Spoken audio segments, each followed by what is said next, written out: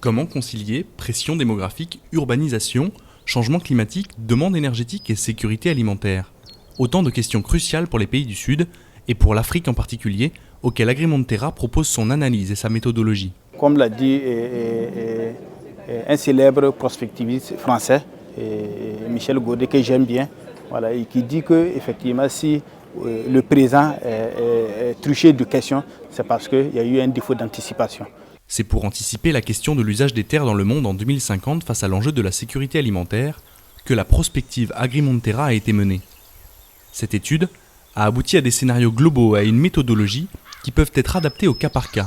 La Tunisie en a fait l'expérience en 2015. Progressivement, on a vu qu'effectivement c'est un exercice qui peut être il est intéressant en lui-même, mais qui peut être intéressant pour des pays comme la Tunisie, qui est en pleine recherche de réflexion sur les politiques agricoles, sur le modèle de développement, sur, je dirais, l'avenir du pays. Je pense pour eux, c'était une occasion de tester un peu effectivement l'aspect méthodologie, d'affiner certaines questions, et pour nous, de faire l'exercice de prospective, parce que ce n'est pas souvent qu'on le fait sur la Tunisie.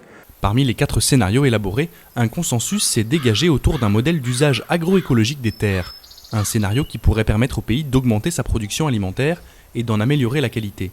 Il présenterait l'avantage de réduire l'impact sur l'environnement, de limiter les coûts de production tout en maintenant l'emploi agricole. Mais il suppose des politiques foncières volontaristes et une transformation de la façon de produire et de consommer. Ce genre d'outil permet de poser les questions, de poser un peu les perspectives d'évolution, de faire un peu d'analyse prospective à moyen et long terme. Et je pense que ça cadre bien le débat. C'est pas pour nous, c'est vraiment la question la plus importante. D'autres pays emboîtent le pas et se montrent intéressés par cette méthodologie qui permet de confronter les points de vue des différents acteurs.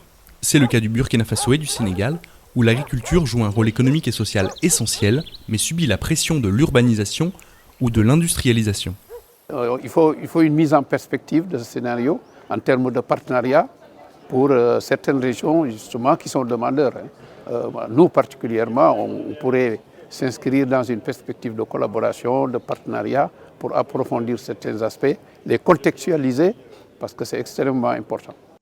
Pour tous les acteurs d'Agrimonterra, les résultats des futures prospectives déployées devront être portés au plus haut niveau politique, aussi bien à l'échelle nationale qu'internationale.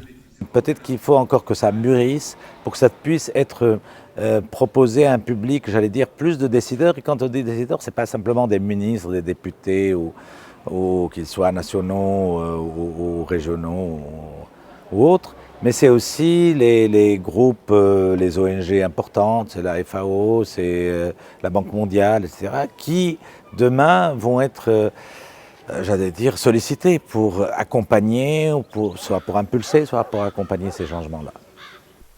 En Tunisie, les discussions menées avec l'appui d'Agrimonterra commencent déjà à influencer les politiques et stratégies de recherche agricole pour les prochaines décennies.